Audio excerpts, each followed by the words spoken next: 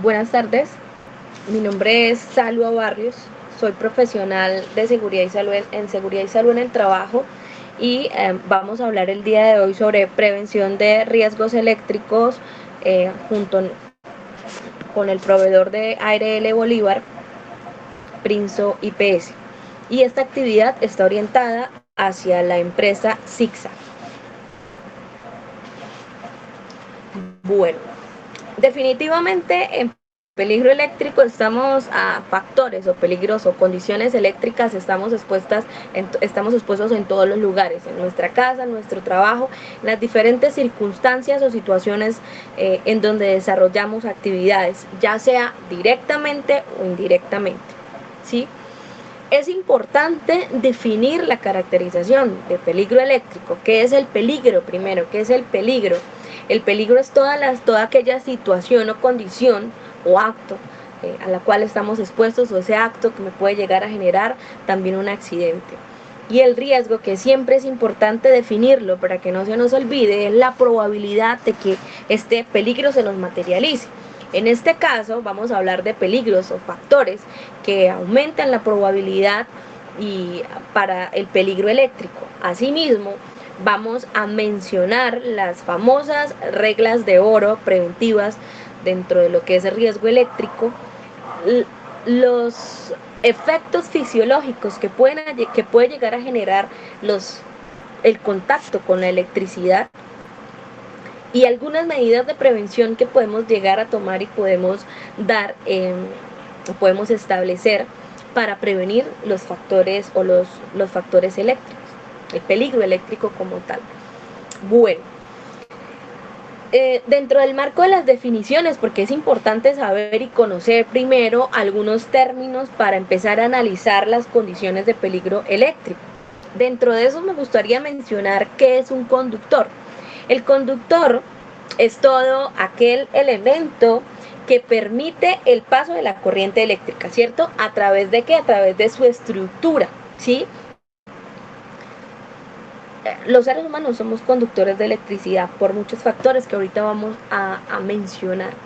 ¿Y qué es un aislador? Entonces, un aislador o un aislante es todo elemento que impide el paso de la corriente eléctrica a través de su estructura, ¿sí? Está relacionado de manera importante con la resistencia. Y ahora mismo, ahorita más adelante, vamos a definir como qué factores aumentan o disminuyen nuestra resistencia como seres humanos, porque no siempre es la misma. Posiblemente en un cuerpo inerte la resistencia siempre va a ser la misma, pero en los seres humanos no, porque existen muchos factores o condiciones que favorecen o desfavorecen esa resistencia. Por eso esos jueguitos a veces con la electricidad no favorecen mucho porque no tenemos siempre la misma resistencia. Bueno, ¿y qué es la resistencia eléctrica? ¿Sí? La resistencia eléctrica es cualquier condición que puede retardar el paso de la corriente eléctrica. Esta resistencia se mide en ohmios. Recordemos aquí la famosa ley de Ohm, ¿sí? Que nos dice que la corriente de un circuito depende de la tensión la corriente depende de la tensión de la fuente y de la resistencia, ¿sí? ¿Qué es importante tener en cuenta? Como vemos en la imagen, ¿sí? Vemos que la piel seca tiene una resistencia alta, ¿sí? Pero la piel húmeda tiene una resistencia baja de 1000 ohmios. Por eso decimos, todos los cuerpos húmedos, ¿cierto? Existe mayor probabilidad de choque o contacto eléctrico. En los seres humanos no solamente necesitamos estar mojados, de acabar de bañarnos, de acabar de haber tenido contacto con agua o con cualquier otro fluido. Recordemos que existen factores fisiológicos como es el sudor, ¿sí? Que también aumentan esta probabilidad. Bueno, ¿qué es la corriente eléctrica? Dentro de esas definiciones también es importante mencionar qué es la famosa corriente eléctrica. La corriente eléctrica es la cantidad, básicamente, de electricidad que pasa de un conductor en un tiempo dado, ¿sí? Y ahorita vamos a ver que prácticamente a mayor tiempo de contacto con esa fuente eléctrica del ser humano, obviamente los efectos van a ser mucho mayores, ¿sí? Esta corriente puede ser alterna o continua. La corriente se mide en amperios. Para que haya un efecto en el ser humano de la corriente se necesitan tan solo de 25 miliamperios. El efecto es muy bajo, pero ya como tal genera efecto en el ser humano, entre 25 y 30 miliamperios. Dentro de este marco de definiciones también vamos a mencionar lo que es la tensión eléctrica. La tensión eléctrica es la fuerza o la presión existente prácticamente del elemento conductor que es capaz de impulsar el paso de la corriente eléctrica. La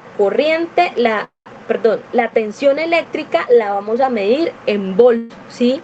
Y existen diferentes tipos de diferentes niveles de tensión, nivel baja, media, alta y pues ya muy alta. Y ya ahorita nos vamos a dar cuenta por qué.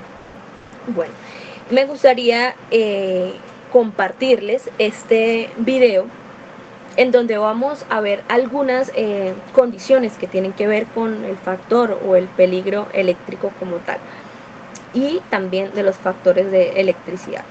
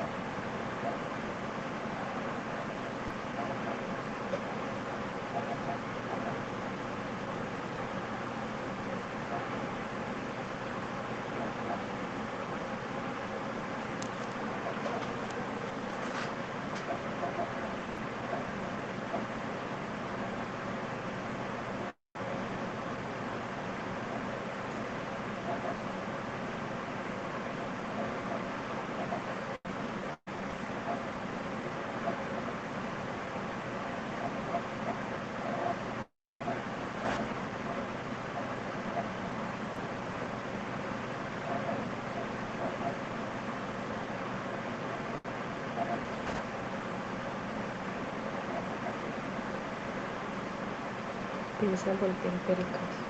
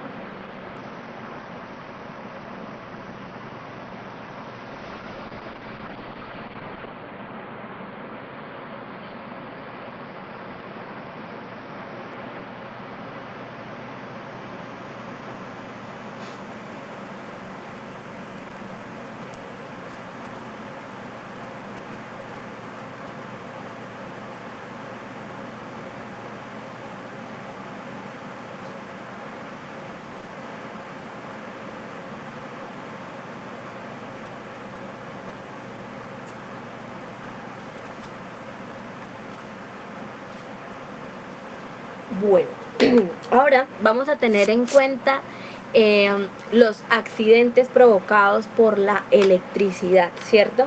Esas consecuencias que me pueden llegar a generar al tener contacto directo o indirecto con la electricidad. Usualmente o la mayor consecuencia son las quemaduras, ya sea por formación de un arco eléctrico. Y aquí pues me gustaría comentarles de una vivencia muy cercana que tuve con un accidente de riesgo eléctrico, y fue en una obra de construcción. Una de las causas principales que se identificaba eran las medidas de seguridad, ¿cierto? Y este es un factor que debemos tener muy presente, porque las medidas de seguridad dentro del se habla de una distancia de seguridad mínima de las instalaciones entre la fuente de electricidad donde está ubicada la instalación, de 2.3 metros. Es la distancia mínima que nos establecen como distancia de seguridad, ¿cierto? Esta era una torre que estaba ubicada a 1.5, a una fuente de tensión de media tensión, 13.200 voltios. Y el trabajador tuvo un contacto indirecto por arco eléctrico, por el cual la energía o el choque eléctrico ocurrió a través de su pecho, y ahorita nos vamos a dar cuenta esos efectos fisiológicos que puede llegar a generar la electricidad en nosotros. Tuvo un contacto directo con el pecho, y lo que usualmente decimos, ¿por dónde salió la electricidad? Salió por este dedo, por el dedo de la mano izquierda, y generó consecuencias a corto tiempo, pero también generó consecuencias a largo tiempo, ¿sí? En ese instante las consecuencias, ¿cuáles fueron? Pues tuvo una quemadura tuvo quemaduras de segundo y tercer grado, ¿sí? Eso fue lo que prácticamente se vio. Prácticamente el trabajador quedó encendido en llamas.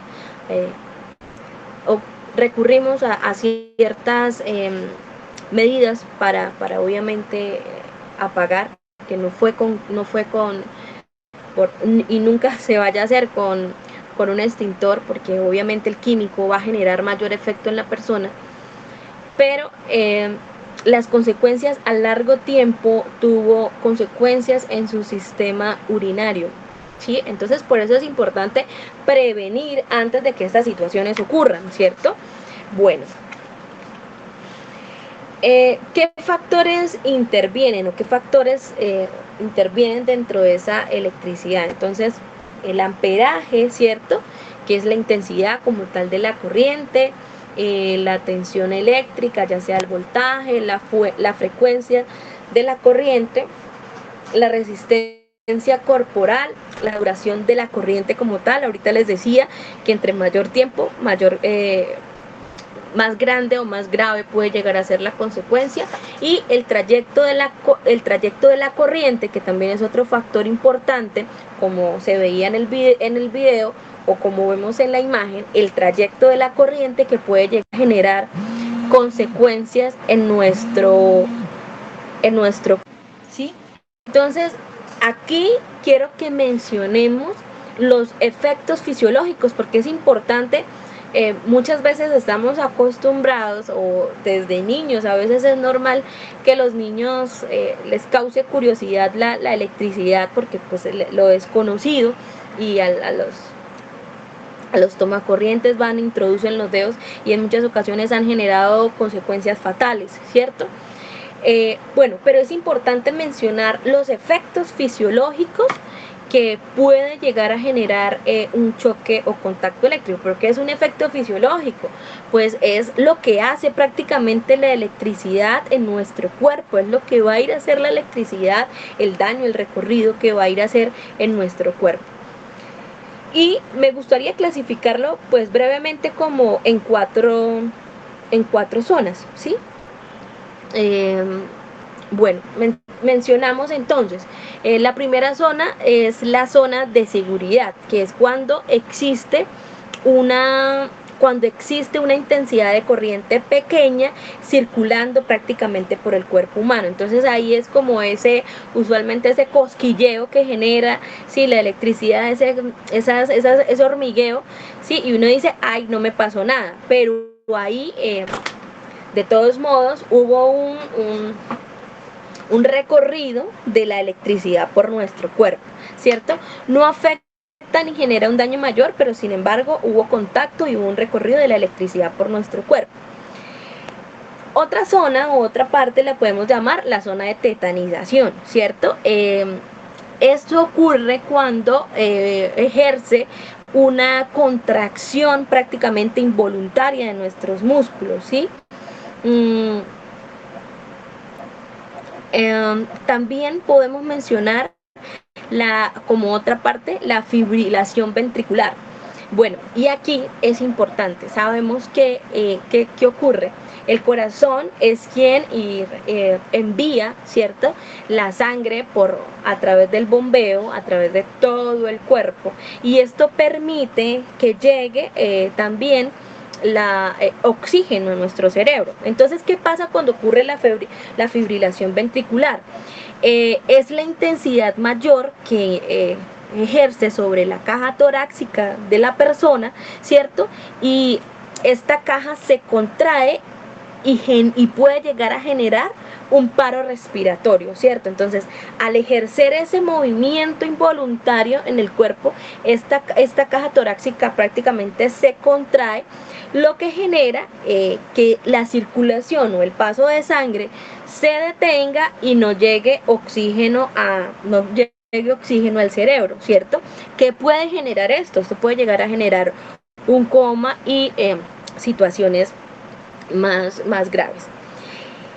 Y bueno, la otra zona que también podemos mencionar, entonces vamos a recordarlas. Una puede ser la zona de seguridad, la zona de tetanización, la zona de fibrilación ventricular, y la otra sería como la zona térmica. Aquí, ¿qué es importante mencionar? Aquí es una corriente mayor que puede generar quemaduras muy graves, desmembramientos inmediatos o mutilaciones de una parte del cuerpo como tal, ¿sí? Es importante tener en cuenta todos estos factores, todos estos efectos que generan la electricidad en nuestro organismo para prevenir ese tipo de situaciones. Muchas veces decimos, es que no sabía lo que iba a ocurrir, ¿cierto? No sabía lo que iba a pasar, o el tiempo no me dejó hacerlo. Son de las frases célebres en seguridad que uno escucha, en seguridad y salud en el trabajo. Pero, ¿cuáles son los factores que también ahorita intervienen directamente o en mayor instancia dentro de estos efectos fisiológicos? ¿Sí? ¿Cuáles podrían llegar a ser estos factores?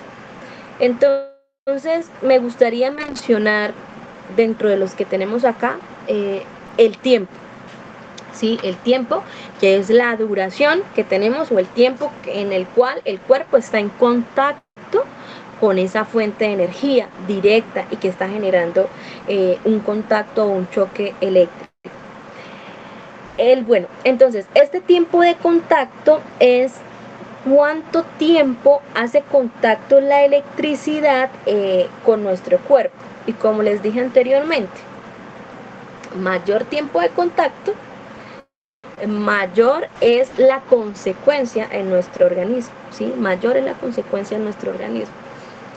La otra, o el otro factor que podemos tener en cuenta es la intensidad, ¿sí? La intensidad, bueno, ¿cómo así la intensidad de la corriente, cierto? En la imagen lo vemos, en primera instancia, la intensidad de la corriente o el amperaje, ¿sí? Entonces, la intensidad, a mayor prácticamente cantidad de corriente, mayor consecuencia, ¿sí? A mayor cantidad de corriente, mayor consecuencia. Y es muy diferente tener un contacto indirecto con un nivel de corriente muy bajo, como puede ser en una casa, que también puede llegar a generar consecuencias, en una planta generadora de energía, que posiblemente la mayor consecuencia o la consecuencia inmediata puede llegar a ser la muerte, ¿sí? Dentro de uno de los mantenimientos eléctricos que se hacen en las plantas, se ve mucho la etiqueta y el bloqueo de seguridad, que es una de las medidas de control, ¿sí? Hace unos años se hacía una investigación sobre una situación similar que ocurrió, de un trabajador que ya se había hecho el desbloqueo, ya se habían cumplido todas las reglas de seguridad, pero un solo segundo omitió una de las reglas porque había quedado olvidado algo en la subestación, y generó un impacto y un contacto de energía que inmediatamente hizo choque. El trabajador salió del lugar y generó consecuencias mortales, ¿sí? Obviamente, como estamos midiendo y hablando de la intensidad de la corriente, pues era muy, muy alta. Es importante, dentro de esas medidas de seguridad, perdón que me adelante, tener en cuenta esos factores. No confiarnos de las situaciones a las cuales posiblemente nosotros estamos acostumbrados, porque es que usualmente nosotros abrazamos el peligro, porque nos convertimos amigos de esa situación, porque usualmente o todos los días la vemos, y para nosotros se nos vuelve muy común y se nos vuelve normal esa situación. Otra de las situaciones es el proyecto de el trayecto, perdón, de la corriente, es el camino que recorre. Entonces, el recorrido como tal de la corriente. Entonces, bueno, aquí ¿qué podemos decir? Entonces, ¿qué recorrido prácticamente toma la corriente? ¿Por qué zona y por qué lugar sale? Ahorita les mencionaba, en algunas situaciones entra por la mano izquierda y sale por la mano derecha, sale por un pie, pero eso depende de muchos factores, ¿sí? Eso en realidad depende de muchos factores, y es más, otra de las situaciones de las cuales depende es con qué puntos o con qué partes del cuerpo tengan contacto con esa electricidad, porque puede hacer contacto cabeza y mano por X situación, o cabeza y hombro, ¿sí? Diferentes puntos del cuerpo, y también ese recorrido depende de esa, y esa salida de la energía también depende de eso. Pero sin más ni más, en cuanto al recorrido o el trayecto de la corriente, sí es importante mencionar que si ese trayecto de la corriente hace contacto con el corazón, no diciendo que las otras partes del cuerpo no sean importantes, porque todas las partes del cuerpo son importantes, pero es importante tener en cuenta el contacto con el corazón, por lo que les mencionaba anteriormente, sobre la vinculación de la circulación de la sangre y el transporte de oxígeno al cerebro, porque en ese instante hay un bloqueo prácticamente que no deja funcionar el organismo, y puede llegar a generar una consecuencia más grande. Bueno, también la duración de la corriente, bueno, o el tiempo, que ya lo habíamos mencionado, cuánto tiempo podemos estar en contacto con esa electricidad. El aislamiento, que es la resistencia corporal, y esa resistencia corporal depende de muchos factores, ¿sí? Depende de muchos factores, y uno de ellos puede ser, un ejemplo, el trabajador o la persona ha consumido gran cantidad de líquidos, o el día anterior consumió alcohol, ¿cierto?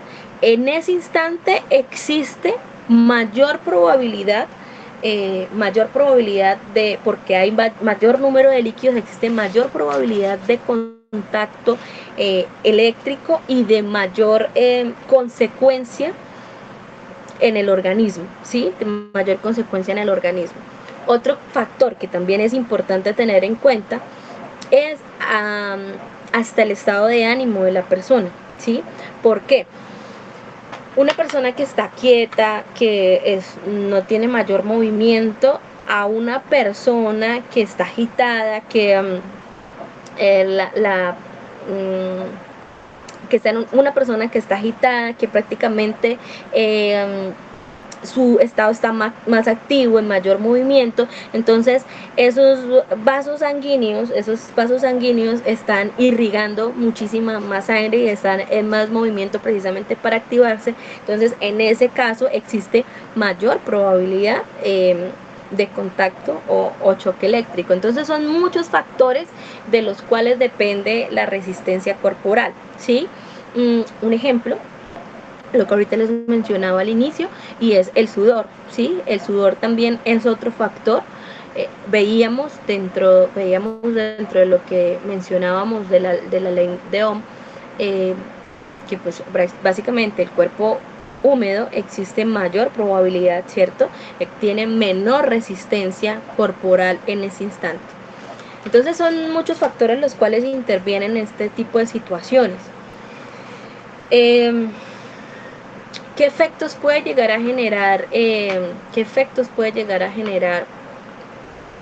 Según el paso de la corriente? Yo ahorita les decía que como tal dentro de 25 y 30 miliamperios, ¿cierto? Pero en la imagen pues vemos, existen muchas tablas de estos efectos o estas consecuencias de este daño que puede llegar a generar en el cuerpo, y dentro de eso vemos pues intensidades o situaciones que no pueden llegar o no generan un daño tan grave, no generan ni siquiera ninguna sensación, y es de 1 a 8 miliamperios, ¿cierto? Entonces la sensación puede haber hay un contacto, porque hay un contacto muy leve y la sensación es muy baja o ni siquiera se tiene ninguna sensación, ¿cierto? Hay otros como,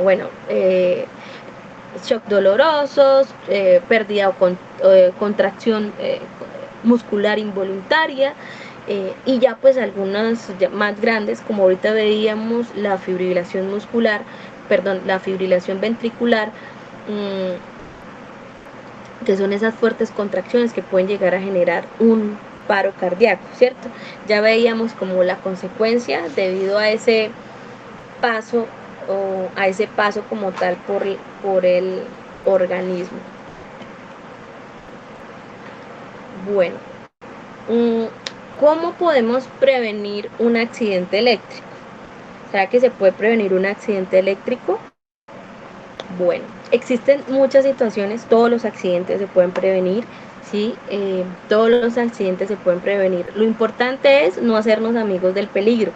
El peligro no puede llegar a ser nuestro amigo porque lo recibimos siempre en casa y eso genera accidentes de trabajo. Entonces, en primera instancia es importante realizar las inspecciones preoperacionales, ¿cierto? Pero antes de realizar la inspección preoperacional, pues es importante tener muy claro dónde y cómo se va a realizar el trabajo. De ahí analizar, realizar una inspección preoperacional para saber una inspección antes del área, antes de iniciar, para saber también cómo podemos prevenir aquellos factores, sobre todo en algunas situaciones como el trabajo que se realiza, que es en diferentes puntos, ¿cierto? Y existen diferentes factores que son externos a la organización. También es importante hacer un análisis real de los peligros en el sitio y sus alrededores, ¿sí?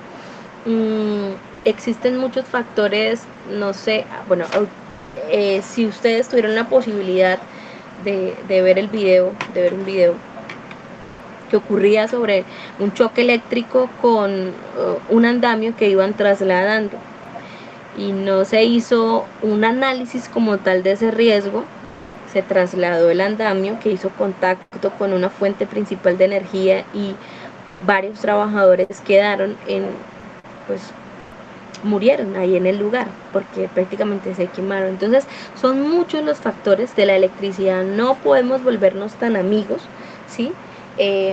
Otro de las formas que podemos prevenir el accidente es retirarnos todas las joyas antes de iniciar, ¿sí? Una de las recomendaciones que hacemos pues puede ser que la señora se moleste, ¿cierto? La esposa se moleste, pero anillos, cadenas, relojes no son amigos de la electricidad, ¿sí? Porque como son de metal, son mayores conductores de energía. Directamente dentro de las actividades que se realizan, pues no se tiene un contacto directamente con tensión, pero sí es importante definir si se va a trabajar o no se va a trabajar con tensión. Es importante tener en cuenta cuando se va a trabajar con tensión las famosas reglas de oro, que ahorita las vamos a mencionar, y aquellos factores que pueden obviamente prolongar un trabajo o una situación de riesgo en esa área que vamos a desarrollar las actividades. Los equipos, ¿cómo deben ser los equipos y las herramientas? Pues es importante definir el uso de equipos y herramientas totalmente dieléctricos, ¿sí? Lo mismo en cuanto a aunque ahorita los vamos a mencionar, en cuanto a los elementos de protección personal con los que se están trabajando, ellos también deben cumplir ciertas características dependiendo del nivel de tensión con el cual se va a realizar la actividad. Bueno, es importante definir si se va a trabajar con tensión. Entonces, si se va a trabajar con tensión, es importante considerar todo circuito como energizado, ¿sí? Todo circuito debe considerarse como energizado. La señalización y la enmarcación de áreas. La señalización es súper importante porque la señalización sobre todo informa al que no conoce sobre las condiciones del área, ¿sí? Por eso es importante realizar una señalización adecuada a las condiciones de trabajo que se están realizando. Lo mismo en cuanto a la demarcación de áreas. Si es requerible el bloqueo y el etiquetado, ¿sí? Pedir la consignación como tal del circuito en el cual se va a trabajar. aplicar las famosas reglas de oro que ahorita las mencionábamos. También colocar pantallas o protectores, elementos aislantes, ¿sí? Elementos aislantes que pueden prevenir ese tipo de situaciones y aplicar también la regla de trabajar con una sola mano. Bueno, vamos a mencionar dentro de las reglas de oro, vamos a mencionar, la primera pues sería la apertura del circuito, ¿sí? Y en ese instante sería garantizar el corte visible del circuito o la instalación. Es decir, que certifique visualmente que prácticamente las cuchillas o los interruptores se encuentran en posición abierta. Entonces aquí también es importante realizar que esto se encuentre visible y certificar. Siempre es importante el acompañamiento del personal entrenado y certificado para realizar este tipo de actividades, que también es otro factor importante y que cumpla obviamente estas reglas de seguridad. El bloqueo, que era lo que ahorita les hablaba, el bloqueo o el enclavamiento como tal, es importante señalizar, no operar en el área, ¿cierto? Señalizar con que en esa área se está realizando algún mantenimiento, se está realizando alguna actividad que no permite que se opere en esa área. La señalización, vuelvo y lo repito, la señalización es súper importante sobre la situación que puede estar ocurriendo. Es importante también dentro de las reglas de oro verificar la ausencia de tensión, ¿sí? Y aquí, ¿qué vamos a hacer? Entonces, en primera instancia, vamos a evaluar el estado del detector antes de iniciar la maniobra. Anteriormente les mencionaba sobre, hay usualmente, no somos tan amigos de la energía como veíamos en el video se veía que estaban probando con los dedos o con las manos. Existen equipos, como un ejemplo, las pinzas voltiampéricas, que me permiten medir el amperaje de ese lugar y el paso de energía en ese lugar, en esa zona, en ese dispositivo como tal. Entonces, las manos, el cuerpo, no podemos ser amigos podemos ser amigos de la energía ni confiarnos, porque como les mencionaba al principio, la resistencia de nuestro organismo, de nuestro cuerpo, no siempre es la misma, ¿sí? Y ahí es donde vemos de que llevaba 30 años realizando esto, pero un solo día y le pasó. Pues sí, porque no siempre estamos bajo la misma tensión. ¿Y cómo se hace la verificación de esa ausencia de tensión? Pues con esos equipos que nos permiten medir como tal la ausencia de tensión. Y vamos a evaluar nuevamente el detector. Estas fases o estas reglas de oro son importantes no omitirlas, ¿sí? En algunos casos se habla de las 10, de las 5, ¿cierto? Pero siempre es importante, antes de operar, evaluar las condiciones, señalizar las condiciones, bloquear y etiquetar, evaluar como tal el estado del detector antes de iniciar, verificar la ausencia de tensión y evaluar prácticamente nuevamente el detector. Vuelvo y digo, no nos podemos volver amigos de la electricidad. Bueno, colocar las puestas a tierra como tal y en cortocircuito. Entonces verificar prácticamente el estado de las puestas a tierra y conectar como tal el cortocircuito todas las fuentes de alimentación. Entonces aquí, ¿qué es importante tener en cuenta? Las puestas a tierra, ¿sí? Las puestas a tierra. Bueno, al terminar, entonces, ¿cómo prevenir un accidente de riesgo eléctrico al terminar? Entonces, ¿qué vamos a hacer? Debemos reagrupar al personal en un punto definido anteriormente y notificar que se va a restablecer nuevamente el servicio, ¿sí?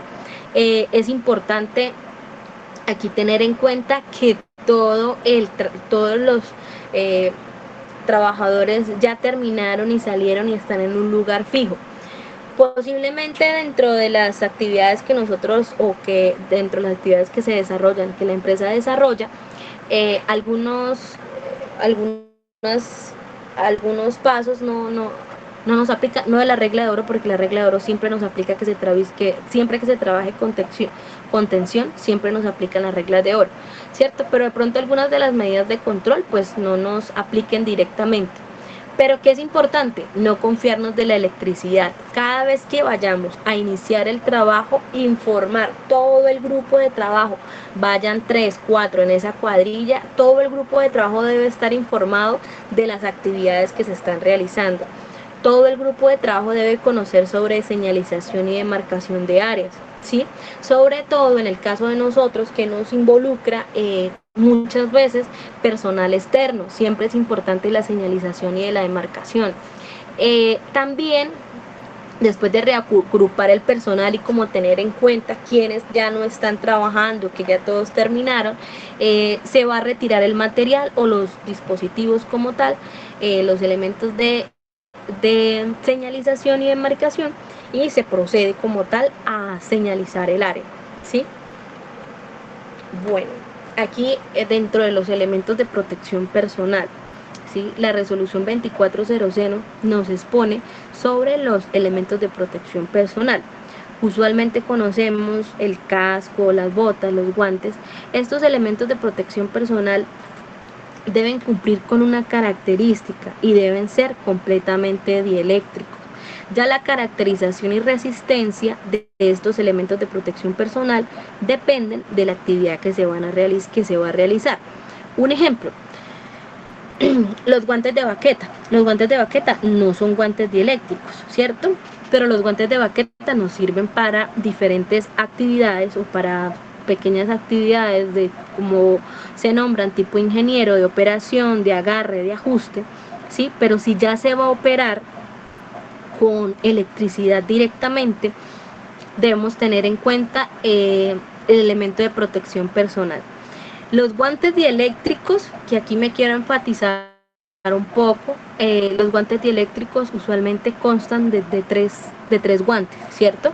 El guante de tela, que precisamente ahorita veíamos un factor importante, ¿cierto? El sudor, ¿sí? El guante de tela, el guante dieléctrico, que sería el guante de caucho, que es el que tiene la resistencia, y el guante de baqueta que va encima, ¿sí? Que es como para proteger ese guante, porque si ese guante tiene una fisura, está roto, dañado, ya pierde como tal sus características de protección. Entonces, a veces vemos en algunos casos, no siempre, algunos operarios que realizan actividades y solo utilizan el guante dieléctrico. Como tal, no están cumpliendo ese trabajo que se debe realizar, o no están cumpliendo las normas establecidas de seguridad, porque el guante dieléctrico lo conforman esos tres guantes. En cuanto a los cascos de seguridad, bueno, los cascos de seguridad, la protección para la cabeza como tal, estos